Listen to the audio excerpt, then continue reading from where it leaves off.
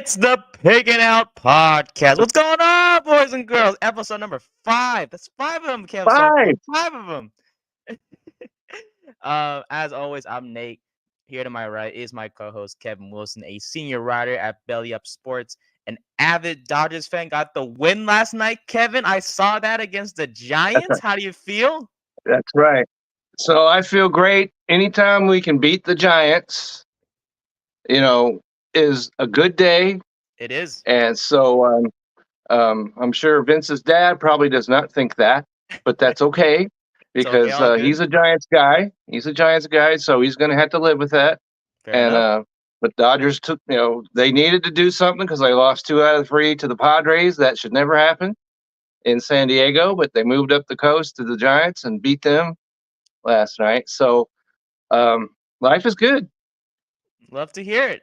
But yeah, happy Tuesday to you guys. And we got a lot Right. to break down. We got We do. basketball, NBA updates on there in the playoffs. We got baseball to talk about and football as well. And we'll just dive right into it, right, Kevin? That's right. Dive. Let's have some fun today. That's right. Our first segment of the day is presented by SeatGeek. Use the code BellyUpSports for $20 off your first order. With the playoffs happening right now in the NBA, baseball season still going strong. This is the perfect time to get your tickets. And why not use SeatGeek? They will make sure to give you the best value and the best seats in the house. With that being said, use the code BellyUpSports for $20 off your first order. All right, Kev. Let's do it. First order of business. NBA playoffs, right? We had a full game happen last night. We have 2 games tonight. Where should we start off first? Well, I thought we would start off where the 2 of us were absolutely wrong. And we'll work our way up to, happier times. But we should start off because a week ago, we sat right here and talked about how the Denver Nuggets, they might as well not even get on the plane. They were done. C'est la vie. And so, but like Frankenstein kept saying to his monster, they're alive. And not only are they alive, they are now thriving and they are in control of that series. And that was something I did not see coming. Maybe we should have because they are the defending champions. But how things went, especially in that last game, I didn't see that coming at all. Nope. And so I think the key to that whole series was there were 3 days off between games 2 and 3. And then that gave Jamal Murray a chance to get healthy. Plus, he was not suspended, as many of us, including myself, thought he should be for his antics in game 2. But regardless of that, he played, and they won the game, and then they won yesterday. And so it's 2-2 now. It is. And so how do you see that going from here on out? I mean, we got to admit, we were wrong, of course. We hold ourselves accountable. That's right. That's right. We're totally 100% accountable. And so, we're sinking in our shame right now. Unfortunately. Unfortunately. And so what do you think about what's going to happen going forward now? It's going to be the first team to, win at home. I mean, we saw Minnesota take 2 games in Denver. Denver came to Minnesota, took 2 games from them. Tonight's, pivotal game. Whoever wins this one not only has an advantage. Well, because they're heading back to Denver. So basically what I'm trying to say is that Denver wins game 5 at home. That's an advantage for them because they would go to Minnesota for game 6. What happened in games when they're in Minnesota? Denver, took both games. What I'm trying to say is it's going to be the first team to win at home. That's going to be the pivotal thing here because say Minnesota wins game 5, Denver takes game 6, game 7. Who's going to win that one? I guess what I'm trying to say is it's been a great series. It's been very competitive. Anthony Edwards has gone off. He had 44 points. And so, Anthony, I guess it was the night before last night. But anyway, 44 points for Mr. Anthony Edwards. Mm-hmm. Okay, he showed up, but where's Rudy Gobert? Where? He was out of game 2, and they still won. He joins the team in game 3, and he has been absent. Karl Anthony Towns has been absent, and you cannot have, and this is the most miraculous stat of them all to me. Anthony Edwards played 45 minutes in Mhm. that last game, Correct. and Minnesota was +5 when he was on the floor. So he was absent for 3 minutes, and they lost that game. What was it? 8 points. Yes. Okay, so for 3 minutes, that means Minnesota was -13. You cannot have that where one player makes that dramatic of a difference. Mhm. You've got to be, he the Knicks head coach is not the coach of Minnesota. So he didn't play him for 48 minutes. Yes. So, and you cannot expect that.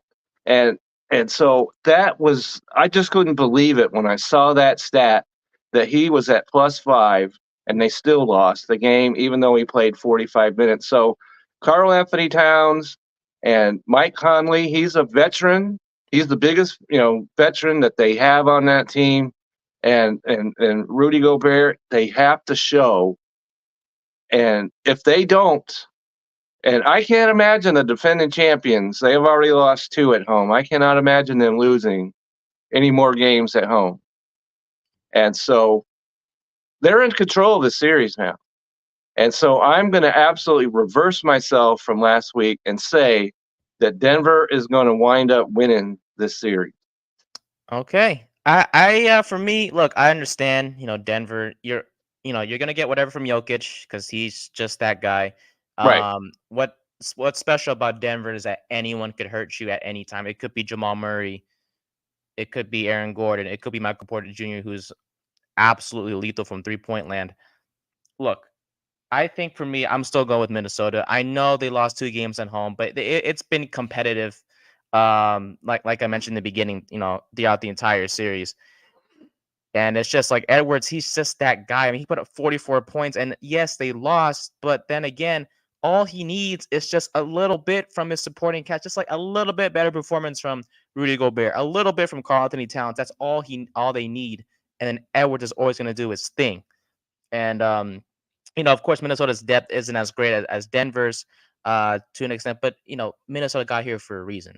They're at this point for a reason. That's because of their leader in Edwards, but also because of play from Gobert and play from Karl Anthony Towns and Mike Conley, like you mentioned, he's a veteran guy.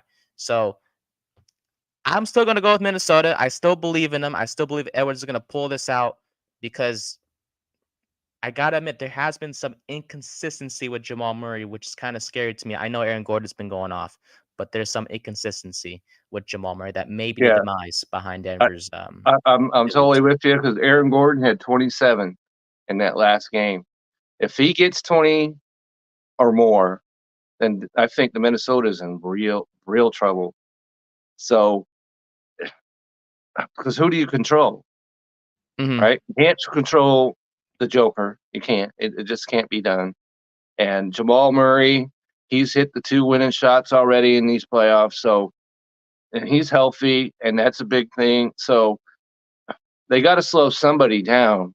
And so we'll just have to wait and see if they can do that.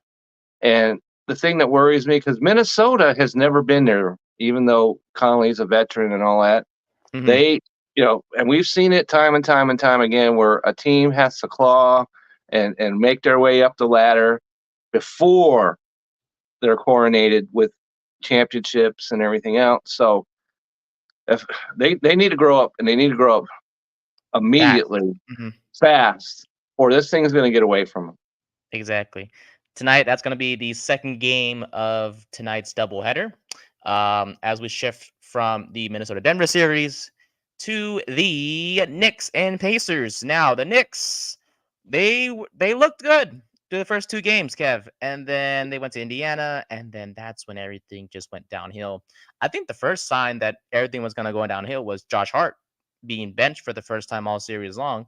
As we know, he plays like 48 minutes every game, but Hart was finally benched for the first time in game 3. Jalen Brunson had an injury that kind of had him hobbled a little bit so far in the series. And then, overall, it seems like the Knicks, you factor in fatigue with the injuries with OG Anunoby, and Mitchell Robinson was already out as it was, and this Knicks team looks kind of shaky, and the Pacers have taken advantage, Kev. So with that being said, Yes. what are we looking at here? It's 2-2 right now, but we're back at the Garden, Madison Square Garden, but could the Pacers still tonight and possibly end this thing in 6? They could, and this is the key game Mm-hmm. for the New York Knicks. It It's not a is. key game for the Pacers because they could lose and they still go home. Yes. But if the Knicks lose and then have to go to Indiana, that's Ooh, bad. it is. That's bad. And so I've been riding with Jalen Brunson so far, and he's taken me a long way, I have to say. And so I think that in Madison Square Garden with that crowd behind them and everything else, and hopefully we'll see, because the first 3 games were about as good a basketball games as you could get. 100%. You know what I'm saying? They came right down to the end, clutch shots on both sides and everything else. But then game 4 was an absolute stinker. And so maybe that's a good thing for the Knicks because they didn't play everybody 45 minutes in that game. Mm-hmm. So that might work in their favor. So the Knicks must win tonight, They or do. this is going to be a 6-game series and Indiana's going to win. I think the Knicks do win. And so I'm shaky. I'm real shaky, but I'm gonna go with the Knicks, even though my Indiana cohorts are saying, "Kevin, what are you doing right now?" But I think the Knicks, if they can be somewhat healthy, and I think this whole thing is overblown about they're playing too many minutes. Well, they play a game, they have a day off. They play a game in the exact same city. It's not like the regular season where you're playing, back to backs and 3 games out of 4 days. If the Knicks can win this game, they've got 3 days off before the next game. And so if they can win, that's going to be big. And so they could take some time and relax. Indiana goes home, and New York, they can stay around a couple days and just kick it for a bit. So I see the Knicks still winning this in 7 games. Okay. Yeah, I'm still going with the Knicks. I know Brunson has the injury going on, but he's had some time to rest, especially when they were getting blown out. At least he wasn't on the court in the fourth quarter and whatnot. So hopefully he's okay. I don't know what his status is. I mean, he's gonna play, but in terms of how he's feeling right now for tonight's game, I don't know any details to that. But hopefully he's okay. Josh Hart, maybe we'll see him get back to the whole 48 minutes thing. We'll see what happens there. That hasn't been the case in the past 2 games. As for the Pacers, Tyrese Haliburton has been playing pretty well the past couple games, and as you know, in the series as a whole, he's been playing pretty well.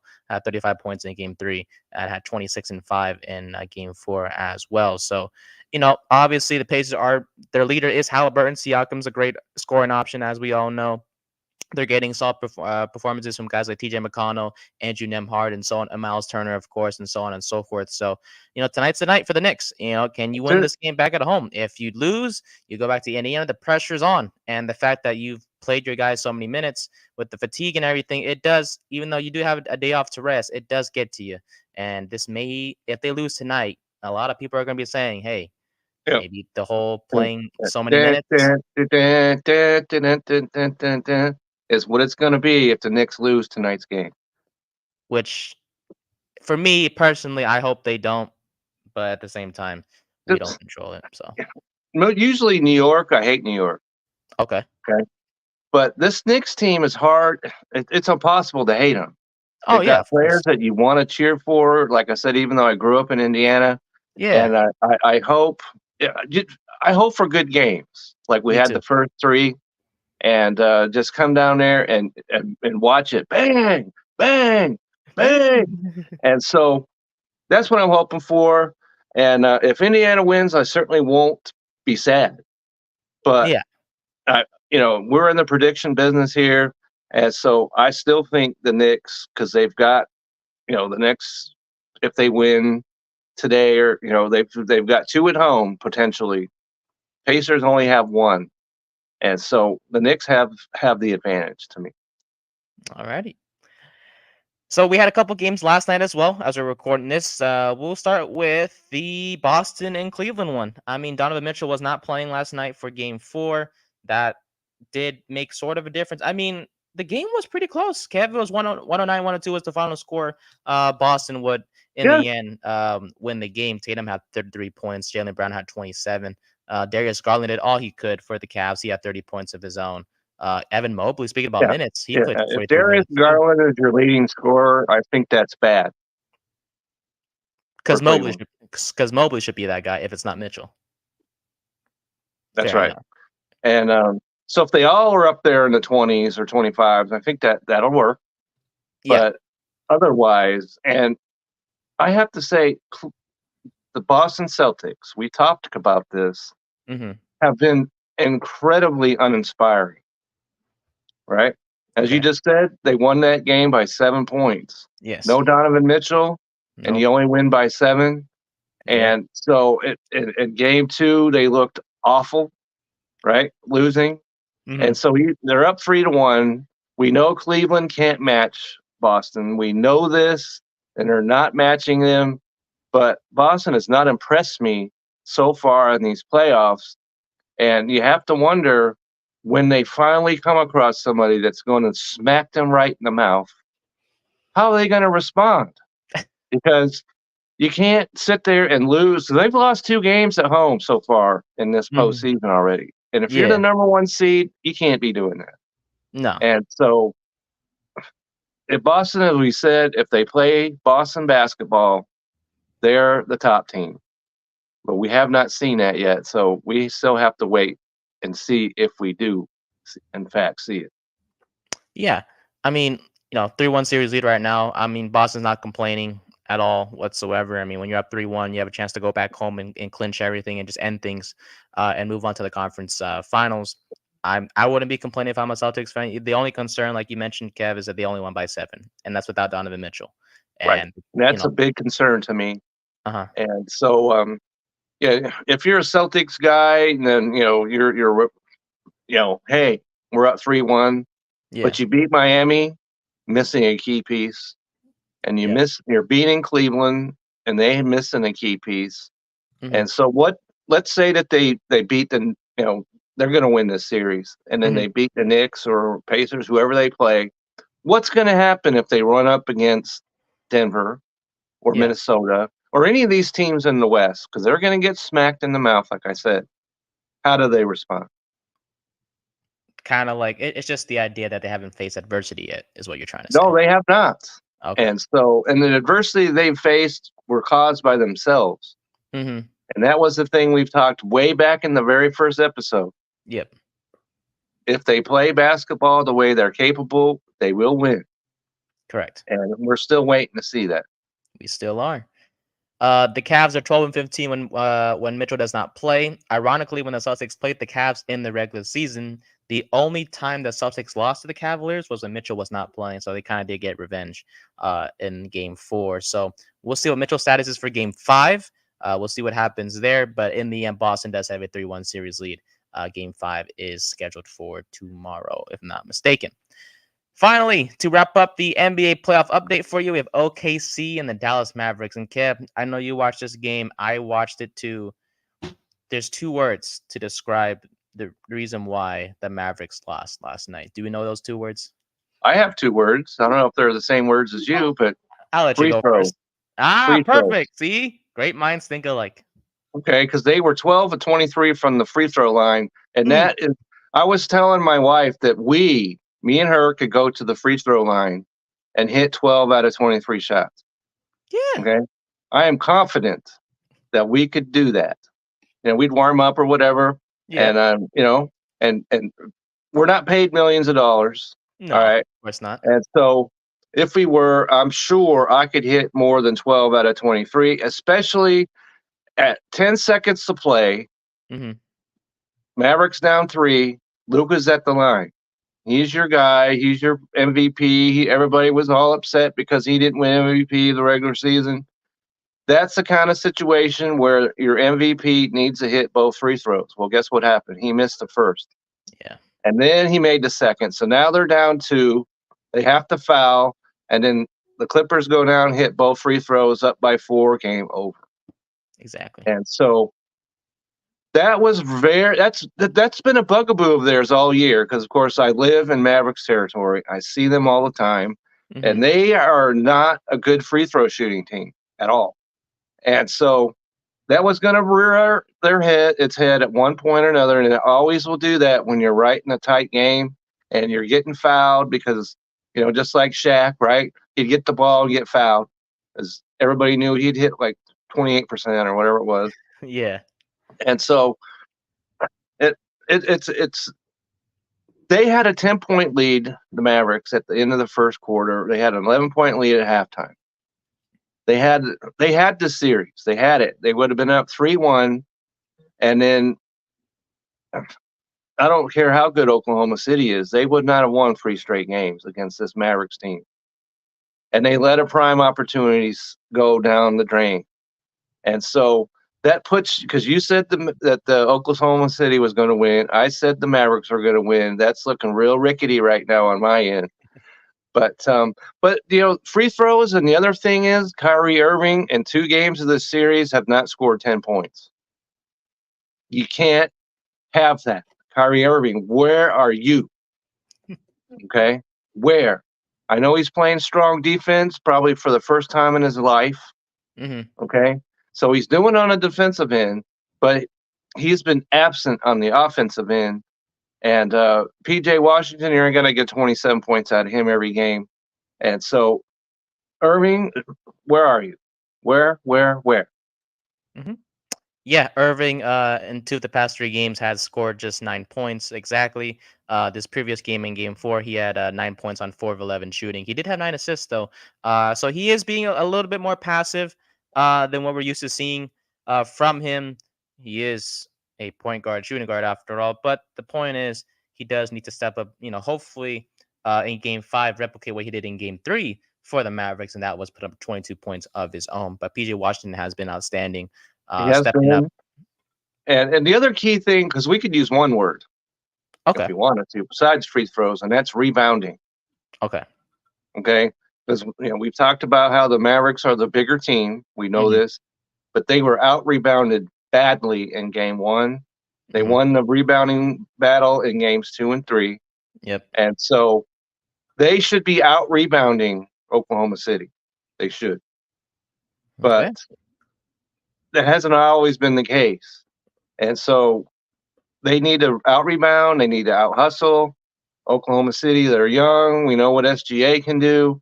And so that they don't need to win tomorrow's game in Oklahoma City, I don't think.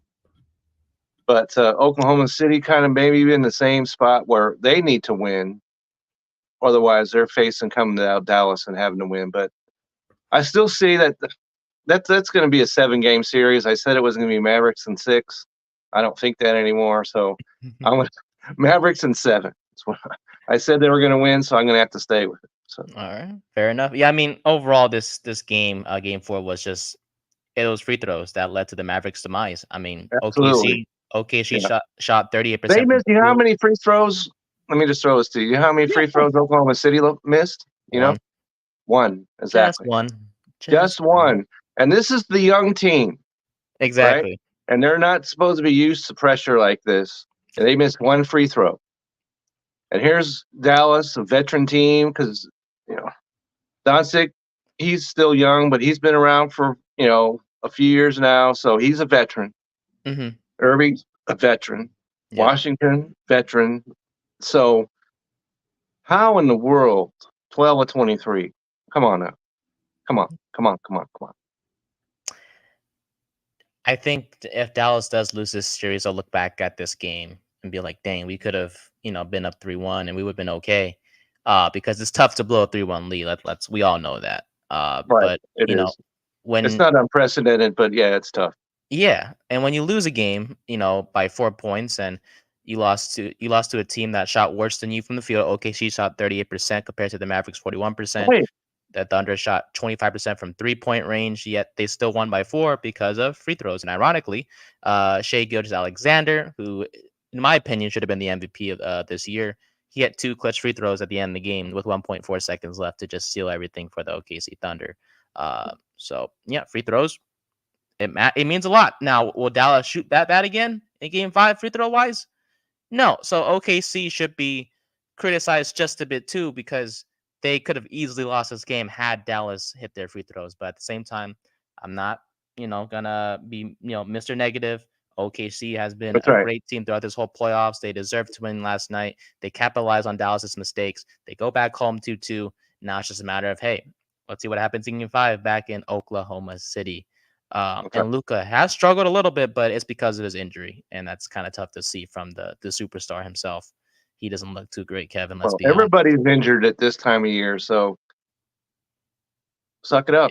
Yeah, that's true. We'll see what happens there. Jalen Brunson missed the entire second quarter of that Game 3, and he came back and still scored 30. So he's a man. He's a man among little Putians or whatever they call them. And so that's what Doncic needs to do. That's what Irving needs to do. They're getting, like I said, Washington. They're getting points from other places, but those two need to be plus 25 points each for them to really have a shot at winning this series. All right, we'll see what happens tonight. With 2 games tonight and then 2 games tomorrow. So by the time we see you next week, we will be in the conference. No, oh my, that's not football. This is not football. Conference finals. There we go. Almost. That's right. Conference championship is in my head, Kevin. I'm too focused on football for some reason today. So no worries. We'll shake it loose. No worries. But before we shift towards our next topic, I want to go to the fantasy question for the NBA. And yes, it's still early, we get it, but we had to include some fantasy aspect. All right, Kevin, here's the situation. It's a 10-man league, right? And let's say you got to control all the first 10 picks. You got to control all of them. In order, of course. Who would you have picked first, second, third, and so on and so forth, all the way to 10th? You don't have to give an explanation, but you can just name off names. Okay, so I was wondering if we were going to go 1 to 10 or 10 to 1, but we're going to go 1 to 10. That's fine. Make it easy. Okay, so Josic is number 1.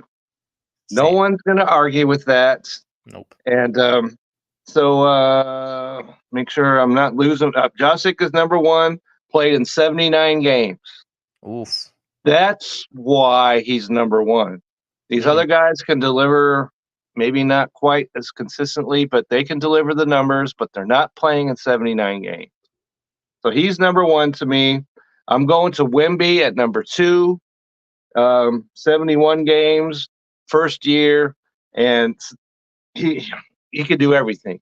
So I'm going to go there. SGA goes into the number 3 spot for me, and 30.1 points. He played in 75 games. Mm-hmm. So then I'm going to go to Luka at number 4, and he played in 70 games, which is unusual. He misses games. And so I always think about that. He wears down at the end of the season a little bit. And so 3 or 4, you can manipulate that however you want, but I've got Luka at number 4. Number 5, I'm going to get some flack because Anthony Edwards, I have at number 5. All right. Okay. All right. Once again, 79 games for Anthony Edwards. So he's at number 5. Number 6 is Jason Tatum of Boston, of course. 74 games. Giannis slides for me all the way from, he was my number 2 pick in the draft last year. He slides to 7th. Even though he played in 73 games, when I needed him, he was nowhere to be found. When playoffs come, not playing. And if he was to play consistently 80 games a year, he'd go back up to number 2, but he's older now, so I don't see that happening. Number 8 is Tyrese Haliburton. I like the reasons why you just mentioned. Yep. All right. And then at number 9, Joel Embiid is probably my biggest slider. And so He played in 39 games. That's something I see continuing. He's not going to give you 70, not going to give you probably 65. And so he's at number 9. And at number 10, might be a surprise. I got, I'm trying to pronounce his name, Domantas Sabonis. Sabonis, yes. Do I have that? That's your neck of the woods up there. 100%. And a lot of people forget since he plays for this, for Sacramento. And so people don't think about him, but he is a walking double-double, almost a nightly triple-double machine. And 82 games. He didn't miss a single game all season long. And 19.4 points, 13.7 boards, and 8.2 assists. He's the complete package. And so he's at number 10 for me. I wanted to put Jalen Brunson in this top 10. He's probably right there at the door, but you can't beat the Sabonis for covering every aspect that you need from a fantasy basketball player. Okay. Yeah. I mean, for me, Jokic is number 1, obviously, no doubt. I have Doncic at number 2. Yes, I know he's been hurt, but he'll be fine for next season. And sure, injury-wise, all things considered, he is, when healthy, one of, if not the best player in the NBA. So I have Doncic at 2. Shai Gilgeous-Alexander, I have him at number 3. Anthony Edwards is going to be a superstar in this league. He showed this season that he could be that guy. And with that being said, this is why I have him as number 4. In my top 10 rankings, followed by Giannis, Joel Embiid, Jason Tatum, Victor Wembanyama. I do love the defensive aspect of him. Blocks and steals, that racks up a lot of fantasy points to go along with the rebounds and the points that he puts up for San Antonio. He's going to get stronger and more experience as the months go by in the offseason. And then I have Jalen Brunson at 9, and then Stephen Curry at 10. No matter what happens with Golden State, he's still going to be the number 1 guy for the Warriors, and he doesn't look like he's going to slow down anytime soon. So that is my 10-man rankings, Kevin, for you. And with that being said, I think we should move forward, shall we? We shall. I think it is our second oink. Yes, second oink is presented by Righteous Felon Jerky. Use the code Belly Up for 15% off your order. Righteous Felon, a great snack to have in your pantry. Shout out to them for sponsoring our second segment of the day, also known as Second Oink. Alrighty. So, we're going to shift from the court and we're going to go to the field, Kevin. Okay. All right, we're going to go to the field now. And I think we said football was going to be next. Football was number 2. Football's number 2. Thank you for keeping me in check, Kevin. All right. No worries. I'm here to help. That's why you're my co-host, my guy. All right. So, Mr. Jared Goff. First off, I love this guy. I do, and it's because how could you not? Yeah, like Jared Goff, California kid with the beautiful hair and an amazing partner that he has that a lot of men like, but I won't dive into that because this is not the time to do so. But he has an incredible partner.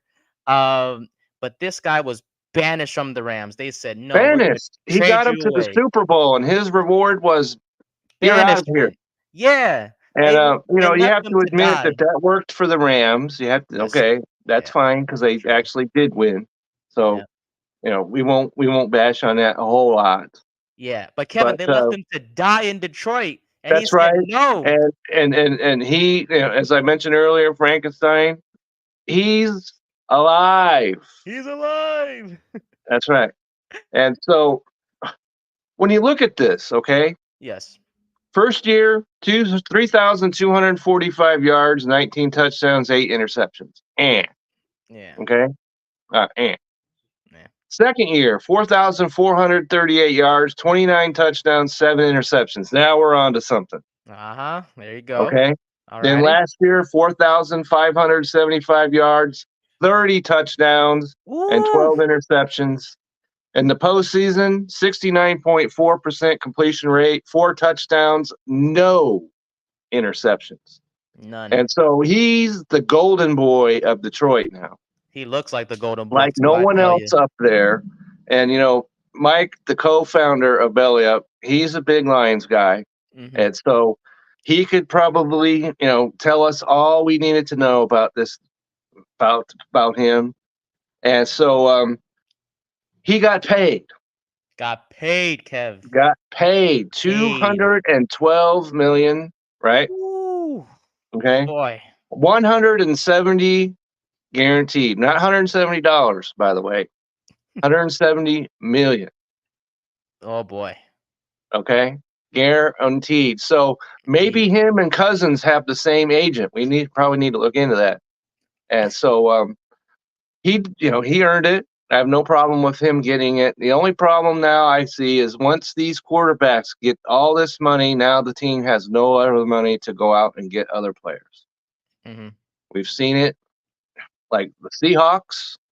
They went to 2 Super Bowls with Russell Wilson on his rookie deal. They gave him a boatload of money and haven't been back since. Dak Prescott's going to make $60 million this year. Where have the Cowboys been in the playoffs? Almost invisible, right? So I hope that doesn't happen to Detroit. If they're the Lions, and this is the cat house, as you are well aware. And so, but even if that wasn't the case, Detroit Lions are a team. Their coach, he goes by the seat of his pants, maybe a little too much sometimes, but you gotta like what his attitude is. He puts that on his team. They play hard, and so give him the money. I'm okay with it. Yeah, and then I think that's important to talk about the deal itself because Goff was under contract for this upcoming season, and it's like, okay, why would they make the deal now? He doesn't look like the type to hold out. Yeah, but then again, OTAs do start next week, and I think it's possible that the team was kind of scared that Goff may not participate in the OTAs without a new deal. And sure, yeah, you can say he's under contract, but then again, that's like the best thing. It's like, okay, yeah, I'm under contract, but like I don't want to show up until I get paid. We've seen that on multiple occasions with a number of players. Someone close to my heart, obviously, is Darius Slayton, the wide receiver. We're not going to dive too much into him, but he is holding out because he wants a new contract. But anyways, the line. All I'll say to that is, all right, if you want a new contract, how about catch a football? Ooh, tell him, Kev. How about catch a football? Which okay, he has. True enough. Which he's caught a football or two. Okay, but I'm talking about maybe catch 5 in a game or so, right? Be consistent, which he has not been. Fair. And because if he was, then the Giants wouldn't be going out and taking wide receivers at number 6 in the draft. Maybe not, but so I know it's a little different in the NFL when you say, well, you've got a contract. It's not like it is in Major League Baseball. Because if you have a contract in baseball, it is a contract. You're set. And you are not holding out if you're a Major League Baseball player. It's not happening. Especially if you're Ohtani, by the way, but I digress. Especially if you're Ohtani. But if you're anybody in Major League Baseball, because you say your contract's $170 million, it's $170 million. Mm-hmm. It's not, well, we'll guarantee you $60 million. Yeah. And then we can cut you next year if we want to. That's not how it works in baseball. So it's a little different in football. So, like I said, I have no problem with him getting paid. He's earned it. And he's the gold standard in Detroit. And so good on him. Oh, yeah, 100%. No, me and you, we have no issues with the deal whatsoever.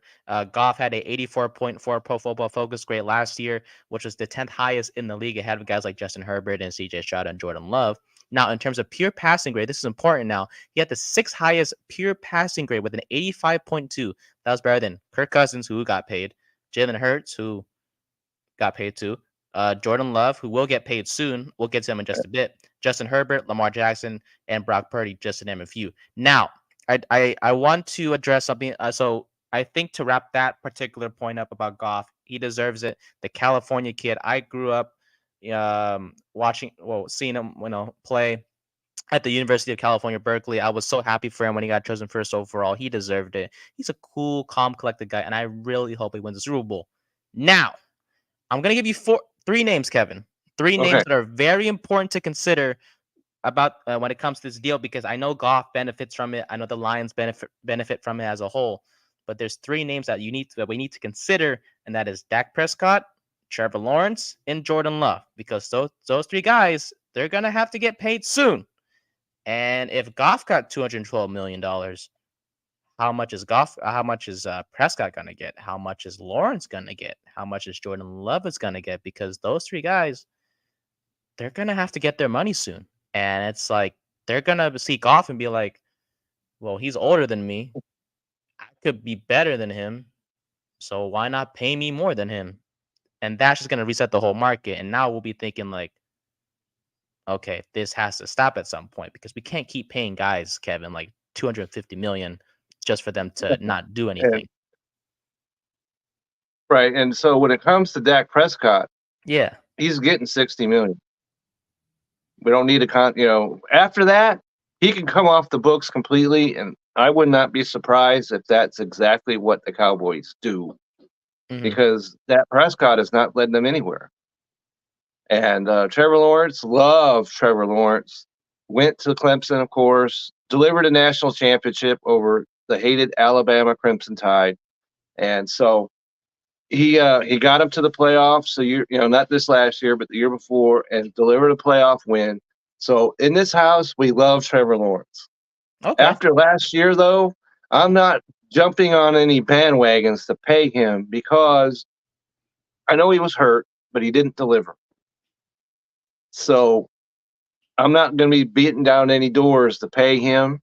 He's going to have to show me, hey, he can stay healthy and he can play at the top of his game. And as far as Jordan Love is concerned, I love Jordan Love. I've got him on 2 dynasty fantasy teams. One because I drafted him, and the other because Billy traded him. Okay. So I'm very pleased with that. But if I'm the Packers, I need to see that one more time before we back up the Brinks truck. That's just my thoughts on that. Okay. Yeah. Look, overall, I mean, the floor has been set for Prescott and Lawrence and Jordan Love. Now, 2024 is going to be big for them, especially for Prescott, because this may be his last year as a Cowboy. We have no talks about any extension whatsoever when it comes to Dallas.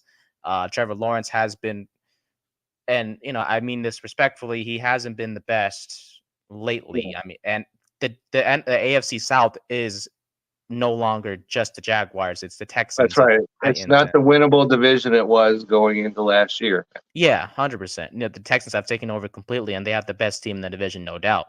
So it's just like Trevor Lawrence has to step his game up, and they do have weapons in Jacksonville. Let's be honest. They do. And then Jordan Love, right, Kevin? I mean, sure, Minnesota's in the same division. Detroit's and Chicago, they all got better. What you got, Jordan Love? What you got? That's right. Last year was great. Let's see it again. Yep, that's all I'm saying. Let me see it one more time, and then, like I said, we'll give you a Brinks truck. Okay, we just won't back it up. We'll give it to you, and whatever happens to be in there, you can have it. I want a Brinks truck. I ain't gonna lie to you. I would love to have a Brinks truck. Yeah, we'd be rich, Kevin. I tell you, we'd be rich. That's right. We'd be some rich people. I tell you. But yeah, I think to sum that up, so shout out to Goff. He deserves it. The California kid got paid, and now he's going to be set for quite a while. Unfortunately, what I hate about today, Kev, is that we record on a Tuesday. The NFL schedule doesn't come out till tomorrow. So I wish we could have recorded tomorrow, but I digress. So you can be sure we'll be talking about that next week. Next week, we do know that the first game is going to be the Ravens at the Chiefs on Thursday Night Football. Indeed. That's going to be interesting. We'll see, because Kansas City has morphed itself into a defensive team more than they are an offensive team, but we'll see just if that continues. And then we'll see with Baltimore, what kind of rushing offense are they going to have now? Right? Correct. They signed the bruising, bowling over running back. How does that mesh with Lamar Jackson? We'll be able to see some of that coming right out of the gate. So that's a very interesting game to be game one. So I'm already looking forward to that. Chris Jones in the middle of all that. Chris Jones. That's right. And he should have got the MVP, by the way, because he was the player. If they don't have Chris Jones, there will be no championships in the Super Bowl going to Kansas City. Let me just say that. I like that. So we have the Ravens and Chiefs to kick off the Thursday week 1, and then we have a Friday game between the Packers and the Eagles in Brazil. Sunday night hasn't been official yet, but leaks have said Rams and Detroit. So Okay. not a bad. So if that's not a popcorn matinee, I don't know what is. Ooh, boys. Right? They're cooking something in week 1. They went into Detroit, and there was the whole And so we know it's not going to be the Cowboys because they play Cleveland Sunday afternoon in Cleveland. We know that. Mm-hmm. And so if it's the Rams in Detroit, and you got part 2, we just talked about Goff going up against the Golden Boy, other Golden Boy. Well, he's not a boy anymore. Matt Stafford. He's more like maybe he's grandpa age by now. I'm not sure. Veteran, per se, yeah. He is. And so that would be an outstanding game to see between the two of them. So we've got some good football coming up, no question. Oh, we do, for sure. So if that's the matchup, that'll be exciting to see. And then Jets and Niners will be ending week 1 on Monday night. So Aaron Rodgers will get his revenge on that turf. Or they're going to be at Levi's, but hopefully he'll be healthy coming out of week 1, because that would be nice to see. Other games to note include the following. Buffalo and the Dolphins will be the first official Thursday night football game in week 2. Dallas and Cleveland will kick off the first late afternoon game on that Sunday in week 1. And then the Chiefs and Niners will be rematching each other in week 7. So a Super Bowl matchup. And who's calling that game? Tom Brady himself. One quick note, Antoine Winfield got a 4-year extension with the Bucs. So shout out to him. He got paid. So Goff and Winfield, 2 notable players for their respective teams, got paid. And before we go to the baseball point, Kev, I didn't ask you about Goff from a fantasy perspective. Because no. Well, quickly before we get to the actual football question we have planned out, would you draft Goff high in the fantasy draft? Would you? I would, and because he's got weapons. Okay. Yes. And he's not, and even though he just got paid, he's been around a little bit now, but he's still, relatively a young man. And so I don't think there's any injury concerns about him. No. You got to because they've got the running backs, they've got the wide receivers, they paid the wide receiver, so he's not going anywhere. And they got the tight ends over there. And so even in a better division, because the NFC Central is going to be I think it's going to be a real dogfight, if you will. Okay. And so I like him, and I would like him as a value a little bit better than like maybe Patrick Mahomes or Josh Allen or some of those guys that you would have to take in the 3rd round. You could get Jared Goff a little bit later and almost have as much value as those other guys. Fair enough. Yeah, I'd probably go 5th or 6th round for me. I mean, if Mahomes and Jackson and Josh Allen and everyone else is, all the top tier guys are off the board, Goff is like the next tier, which is not a bad thing, but I would try to aim for Goff, maybe the 5th or 6th round. But the real question I want to get to is when it comes to these rookie wide receivers, because we talked about quarterbacks last week, I believe. If we did, and we talked about some running backs, I believe. That is true. Before that, so we haven't got into the wide receivers as of yet, and this was a draft for receivers. It was a lot of talented guys, Kevin. A lot of talented guys. Yeah, a lot of them. And so, and aside from the top 3, because obviously they're going early on in rookie drafts, so there's no value even per se. I think you're going to get some excellent performances out of them. But if you're in the back end of the 1st round, what kind of values can you look to where you will come away and maybe have a guy who might even be better than those top 3? Exactly. That's my question. So basically, I guess we'll each give up 3 names of ours that we like from a value standpoint. Why don't you go first, Kevin? Give us your 3. Okay, so my first value was the 5th overall receiver drafted in this draft. Okay, and that's Xavier Worthy. Now, is that a great name or what? Oh yeah, First of all, he's worthy. he's worthy of Yeah, being discussed. Okay, and so he had the fastest 40 time ever. So that's correct. first of all.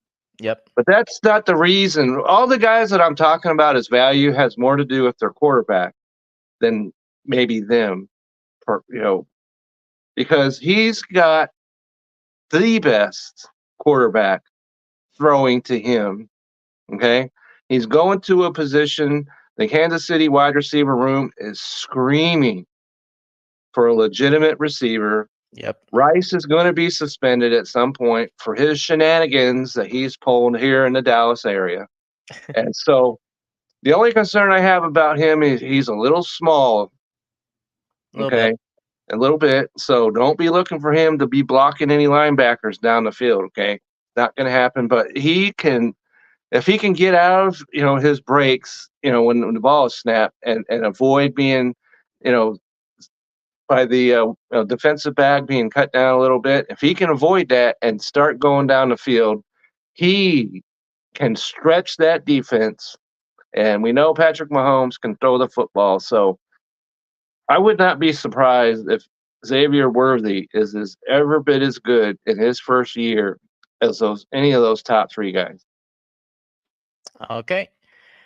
Yeah. I it's kind of unfortunate to see the Chiefs receiving room kind of be where they're at right now with Rice and whatnot. Kadarius Toney has been a bust since joining them. You can talk about the Super Bowl touchdown all you want, but that's literally 3 yards to score that Toney did. So that's absolutely nothing.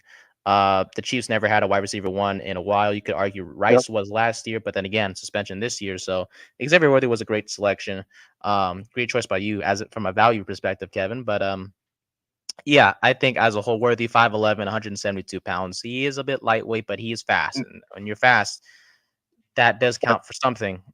As long as you can avoid being checked off the line of scrimmage, You'll that's be going to fine. be key for him, and he can start flowing down and beating the press and catching the ball. And he's obviously not going to be physical, but he's got good hands, Yes. and so whatever you throw to him, and he's got his hands on it, he will catch it. So I really like, most of all, because Patrick Mahomes has thrown him the football. I love to hear it. I'll just go with the name myself, if you don't mind, Kevin. I'm gonna go with Okay. Ladd McConkey from the Okay. Los Angeles Chargers. Now, Talk McConkey's to a me. guy I thought the Chiefs were gonna get at the 32nd overall, but they did trade up to get Worthy. So McConkey fell to the second round to the Chargers at the end of the day. But McConkey, he's a guy. He's a great route runner. Yes, he's not the Yeah. biggest guy. He's mainly gonna be a slot guy for the Chargers. But then again, their receiving room needed a lot of work in Los Angeles. So you It lost does. They Keenan got Allen. rid of them all, basically. You lost Keenan Allen. You lost Mike Williams. Yeah, right now you have Joshua Palmer, Quentin Johnson, and now you have McConkey. McConkey, I feel like sure he was chosen in the second round. Yes, we don't know what to expect from the receiving room with Palmer and Johnson at the top. But at the same time, I feel like if you're Justin Herbert, your favorite target to start 2024 has to be McConkey. He's a reliable guy. He's going to be in the slot. He has great hands. I just mentioned the route running. He Yeah. was incredible for Carson Beck during his time there as well. So, when you have a guy, same thing with Mahomes and Worthy, right, Kev? I'm gonna That's right. use Justin Herbert. yeah. Absolutely. I don't mean to be a copycat, but if you could forgive me, I'm gonna use the same excuse with the whole Herbert Okay. and That's McConkey fine. standpoint. Totally fine. Yeah, yeah. Totally fine. Because So yeah. I'm right there with you, because my number 2 pick happens to be McConkey. Okay. Perfect. Okay. And because of his starting quarterback. And so, and his starting quarterback is younger than some of these other guys. So they have time to, build their chemistry or whatever. Mm-hmm. And so I like that a lot. And he's a little bigger, not a whole lot bigger, but he's a little bigger than Worthy is. So, but as you mentioned, he's a great route runner. Has his time. He's nobody is as fast as Worthy, but his time is still pretty good. Mhm. And so I like him. He's my number 2 guy. And if all these other guys are gone and you're sitting there at the back of the first round, man, who do I take? You, you would not be sorry if you took him. I like it. I think since we had the same, well, we had the same guy on our list. If I'll just go with the second name, and we'll see if matches with yours. Okay. Kevin, I'm gonna go with Malachi Corley from the Jets. Now I Yeah, understand the I do not Jets. have him. So go ahead. Yes, we're. It's a good thing we were different because it gives us a chance to argue. Sort no, not argue with each other, but I'm saying give argue our point. Okay. But Corley, he's a guy that has been Right. compared to a Debo Samuel type of guy, run after catch type of player as well. He's not the biggest, of course, but he can handle himself. He's a guy that I thought would have been chosen in the second round. He did fall a little bit to the Jets, but at the end of the day, yes, you have Garrett Wilson and you have the often injured Mike Williams, and I think having Corley as that third receiver does help the Jets. In that if Williams does go down, per se, because of his injury history, Corley can step in. He runs after the catch with a purpose. I mean, this guy he runs hard is what I'm trying to say. He's not the biggest deep threat in the world, but that's fine. He's a playmaker, and that's what the Jets need to help out Aaron Rodgers. That's right. Who I'm excited to see, hopefully for more than 5 plays on the field. That would be Uh, awesome. And I'm sure our good friend, Ryan McCarthy yep, would love to see that as good well. old Ryan. Yep. And so if any weapons you can give, that would be a good thing for that team. And so I could see what you're coming from on that. I do not have him on my list, Okay. but I could see why you would have him. Perfect. Give us your third name on your My list, third Kevin. answer, okay, so I'm going to go with Keon Coleman, okay, I love going to him. the Buffalo Bills. And unlike these other guys, there's no problem of being small with Keon Coleman. He's 6'3", 213 pounds, okay? But he run a 4.6 140. He's got great hands. He runs a great route. And so we all know Diggs, showed himself out the door and now down there in Houston. So that's the Texans' problem. But they needed to replace him in that Buffalo offense. Josh Allen throwing him the football. So once again, the quarterback is key right here. And so when we're talking about value, how could you not like a value of a guy that's being thrown the football by Josh Allen? So, um, and they need, Buffalo needs some wide receiver help. So I like the pick. I like it a lot. And so he's my number 3 guy. Okay. Coleman is very humorous with what he's been, his whether it's his interview off the field, not just his play is phenomenal, of course, because he was great at Florida State, but off the field with his pre-draft interview with the Bills and all that fun. I'm not sure if you've seen that clip, Kevin, but I'll try to send it to you if you haven't. Yeah, please Uh, do that. yeah, he was pretty funny. I won't spoil it for you or anyone else. But the point Okay. is, I love Coleman. Great pick by you. To have as value. I'm gonna go with Luke McCaffrey. Now, this guy was chosen at 100th overall in the draft by the Washington Commanders. You're probably thinking there's other guys too that I could have considered. Yeah, but from a value standpoint, when you have a rookie quarterback in Junior Daniels, right, and you have a rookie wide receiver and Luke McCaffrey, those two have they got to have that chemistry, and they have grown that chemistry. We've seen clips of it on social media of the two building a rapport with one another. And yes, the Commanders will be having Terry McLaurin as a wide receiver number 1. Now it's just a matter of who's going to be that number 2 guy. Is it going to be Jahan Dotson, or it could be Luke McCaffrey, he used to be a quarterback, but he switched to receiver and played 2 seasons at that position. And at the Rice University, he produced with a pretty good amount of stats. So he has good size, athleticism, has pretty good hands. He does need to develop a little bit more, but at the end of the day, I do feel like he'll be a solid receiver, and building that rapport with Jaden Daniels will be key. And I do feel like they will continue to build that chemistry as the season goes week by week. And I just feel like he is someone to consider in your fantasy drafts. I agree with that because every time you try and put some gold into the Dotson, Yeah. mine, and then it disappoints. It disappears. Okay, so he's definitely got a chance. And if you're going to Terry McLaurin, every time you want to talk him up, then all of a sudden that starts to go a little sideways too. And so there's every chance that he could be potentially the top wide receiver there in Washington, depending on, like you said, the chemistry. And if Jane Daniels doesn't get too enamored with running the football. And so if he does not, because I'm really concerned that he said, I want to be the best running quarterback ever. Eesh. That's not what we want to hear out of him. And what we want to hear is you be the best quarterback you can be. And I think that the Washington guys are going to get with him and say, hey, we like your rushing ability. I like it as Yeah, a me too. Yeah, of fantasy, course. Yeah. as a fantasy, potential. And so, but we don't need him trying to be running every, 2 times out of every 3 downs or whatever. But if he can avoid doing that, then I think, yes, your pick is an outstanding chance.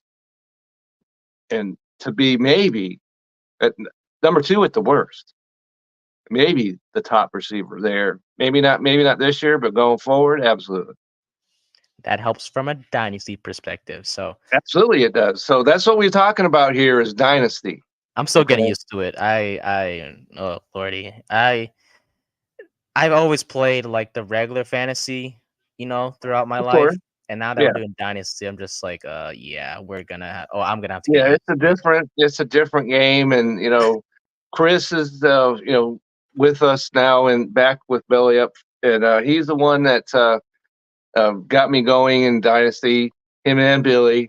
And so I was like, I don't know anything about this when I first got involved in it, but I have won a championship in Dynasty. So, hats off to them for showing me some ropes. And so, yeah, so in redraft, these receivers almost have no value. Just know that. If we're talking about redraft, Mm-hmm. maybe depending on how big your roster is, but there's no value in these guys. I don't think in any of these guys that we've talked about in redraft. Yeah, 100%. Yeah, but from a dynasty perspective, these guys, Absolutely. you got to consider them. Absolutely, because you're going to get a quality guy if you're in the back end of the first round because you got all these quarterbacks that are going to go off the board. You've got the 3 wide receivers, of course, that are going to go off the board. And so you're going to get a good wide receiver if that's what you need in the back end of the first round and even into the second round. So because the running backs aren't delighting anyone, really. Yeah, bit of Really. an underwhelming class. Underwhelming class. And, Benson is my guy as a running back. And so, but nobody's beating the bushes down to take Benson in the first round. So you don't need to worry about that. Nah. So I guess that means next week we'll probably go tight ends, Kevin, from the Tight dynasty. ends. Yeah, tight ends. That could be, you're really going to have to get your hands dirty and pull up some, like poltergeist, and you might pull up something you probably rather not see. But other than Bowers, obviously. Other than him, it's just there's Bowers and there's like the rest. And the rest of the class isn't like crazy bad, but it's just No. It wasn't like last year where there were, no. 2 or 3 that went pretty early on. So Yeah. So there you go. We'll Tight see. ends. And yes, you need a tight end on your fantasy team. I don't want to hear any of this nonsense about, well, we don't need a tight end. Yes, you do. It's part of football. So we're not going to go there. We'll save it for next week. That's right. Well, we go to our third oink, our third and final segment of the day, presented by Yeet Sunglasses. Use the code Belly Up for 10% off your order. Yeet Sunglasses, high quality materials, but they are affordable compared to like Oakley and all those, high end sunglasses companies. So shout out to Yeets for sponsoring our last segment, also known as the third oink. Yeah. So Paul Skeens, huh? Oh, yes. That man could throw. He can throw. Absolutely. I never got as close to baseball as I have until I would say last year. Um, and I always wondered, a car goes 100 miles an hour. We're not even we blink an eye, but it's just like that's kind of normal. But like these pitchers, Kev, they're throwing like 100, 101, 102, and they're not not doing it just once or twice. They're doing it multiple times. And we saw that with Paul Skeens. He was You did? firing that ball. It was on fire. Yes. Um, but I guess he had his debut over the weekend. Went 4 innings, 6 hits allowed, 3 earned runs, 2 walks, 7 strikeouts. That was the key stat, which was the 7 strikeouts. What impressed me the most, Kev, was the fact that the bases were loaded in the second inning, but he managed to get out of it. And he did throw 84 pitches, but it's his first start. Nothing to be upset about. He had 54 strikes, 30 balls, which is control wise, but I have Yeah. no issue with his start. But what are your thoughts on his debut, Kev? The former LSU Tiger making his debut for the Pittsburgh Pirates. Well, you talk about a guy who was welcome with open arms. Oh, yep, Right? 100%. Baseball and Pittsburgh in particular needed this, and I predicted he was going to come up, and and before the weekend, he was up. He was up. He was up, and as you mentioned, 101, 102 miles an hour, and Woo. so he can throw the baseball. The only problem is major league hitters. Doesn't matter how fast you throw it, they can hit a fastball. Correct. That's why they're in the major leagues. And so his secondary pitches are going to be key, right? Because even Nolan Ryan, as fast as, he had one of the greatest sliders maybe ever. And so he got a lot of strike swings off of that breaking pitch because you'd be standing there looking for the fastball and then it would move 10 feet. And you're like, what just happened to us right now? And so he needs to do the same thing. He needs to have his breaking pitches working. And so when it comes to Paul Skeens, especially in a fantasy way, I would be a little cautious, is the word I'm going to go with. Whether I've had him on my fantasy team or I was thinking about making an offer to somebody else that had him, I would be cautious either way.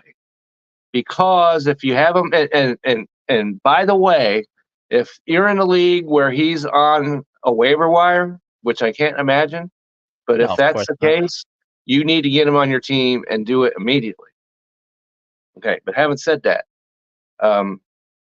if you have him on your roster, you need to be aware because when we get to August, he's not going to be around Why? because they're going to put the pitch limit on him. Okay, he's certainly not going to be there for if you make the playoffs. Not going to happen. They're going to wrap him up in as much bubble wrap as they can. That's what they do with every young pitcher nowadays. And so be aware of that. And so ride him, for all he's worth right now. But just be aware that when it comes time for the playoffs, you're not getting help from Paul Skeen. And if you're trying to trade for him, also be aware of that exact same thing, because that's just how baseball is played today. Young pitchers, you know, they put their arms, and cast so they can't throw the football or the baseball, but they still wind up getting hurt. So that's kind of the paradox right there, where they don't let, not like back in the day where guys were throwing 225 innings, right, and stuff. And so I like him a lot. I like his potential a lot. And so if you have him, as I know Vince does in our league, I would be very excited to have him. But just, don't be be ready, because they are going to wrap him in bubble wrap at some point. That's all I'm saying about that. So you kind of answered the fantasy question, which I love because I do have a question. I received a trade over the weekend Okay. for Paul Let me hear. Skeens. Okay. I was gonna get Skeens Jackson Chorio and Alex Verdugo. And in exchange, I would have to give up Freddie Peralta and Christian Yelich. I said no. Did I make the right decision? For as far as Freddie Peralta is concerned, I think so. And I hope that for Vince's sake, that because he struck out 4 times yesterday. I don't know if you saw that. I was gonna say, come on, Vince, you can't give me that deal. Come on.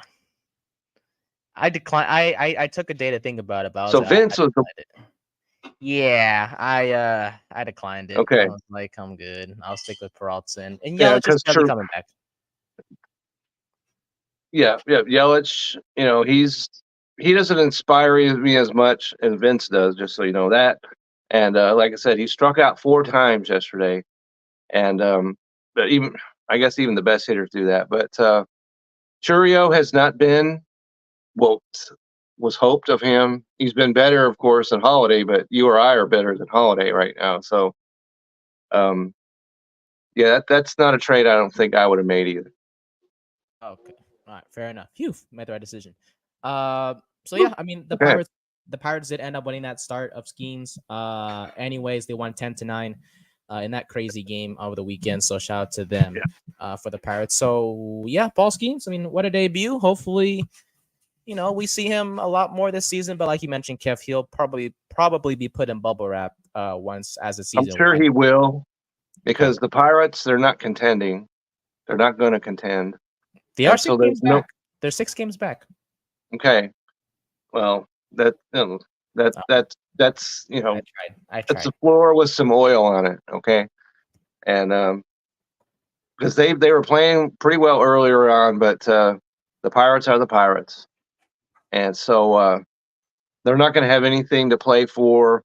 And I understand them putting them in now, because if they don't do it now, the whole season's going to get away from them. So ride with it and see what happens. Hopefully, you won't walk. What was it? Didn't the Pirates walk like 6 straight guys with the bases loaded in that game? Yeah, it was messy. They were walking. Yeah, it was pretty messy. And so, if you're going to be the Pirates bullpen, maybe you might want to correct that just a little bit.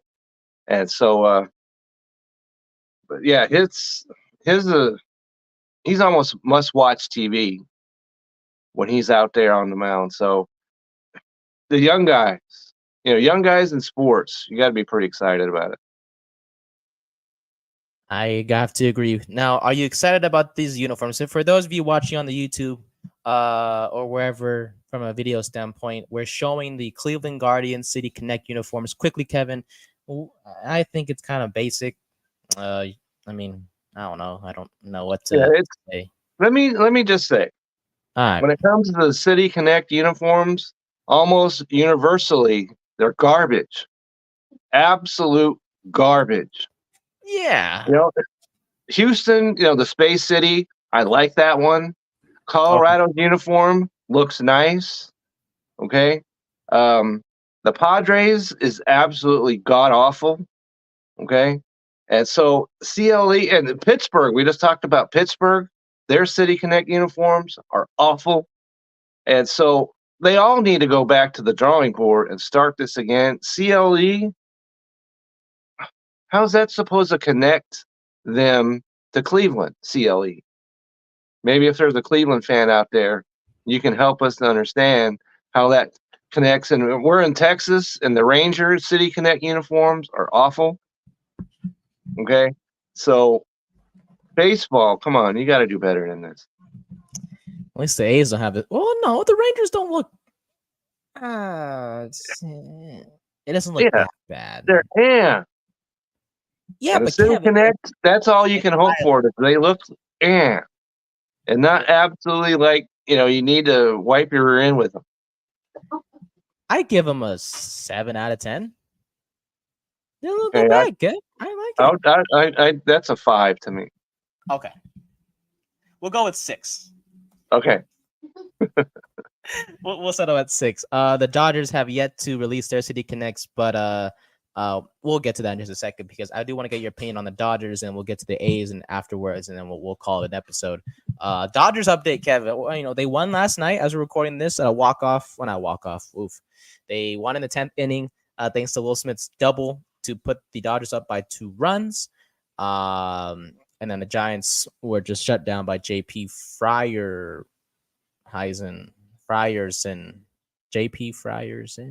Okay, sure. I'll go with it. Yeah. What do we need to know about the Dodgers? Because yes, they're kicking. They're still in game 2 of their series tonight against the Giants. The last time we spoke of them, they were in the middle of a 7-game winning streak, which ended on last Friday against the Padres, where they lost 2 of 3 against San Diego. Walter Buehler did get his first loss on the year on Sunday. Ohtani was out on Sunday as well with back tightness, but he was okay to play on Monday night. Yeah. So he was back in yesterday. Okay. Anything you need to know about the Dodgers? Anything notable? Well, let's see. Dodgers, they're plus 76 in their run differential. So that's looking pretty solid. And then you look at the Padres, they're 6.5 games back. They're plus 15 in run differential. So 76 to 15. All right. And so we're going to see, because the Padres made that move, getting Luis Arias. And I think and Vince, talked me into this, that they got that, not necessarily to win, because the Dodgers are going to win the NL West. We know this. But we also know that you don't need to win a division to make noise in the playoffs. So the Padres' plan is to make the playoffs and just let it ride, see what happens. But the Dodgers are hitting. Walker Buehler has not looked good so far. And if he straightens out, then their pitching staff is looking pretty solid. So all in all, pretty happy with the Dodgers right now. Yeah, I mean, who wouldn't be him? Dodgers are still one of the best teams in the National League. Are you happy about these rumored City Connect uniforms, Kevin, that are the Dodgers? That's not terrible. Like I was saying, that looks like something a teenager wear to a rave party. And so I don't know. I mean, it's okay. At least it says Los Angeles, unlike CLE. Okay. So, okay, I'll give it a 6.5. I like the hashtag on the bottom right here. It's time for Dodger baseball. Is what it stands for. ITFDB. It's time for Dodgers baseball. As we all know, it's in honor of Vince Scully, right? If I'm not mistaken. Absolutely. Scully, who was, he was their announcer from 60 years or whatever, and Hall of Famer. And so so I don't know how many times in my life I've heard it's time for Dodger baseball. I used to live in California, so I heard that a lot. And we're always on TV. So yeah, so if you're going to honor Vince, that's what you need to do, or Vin rather. And so I like that a lot, because you talk about Dodger history, it has to include Vin Scully. Fair enough.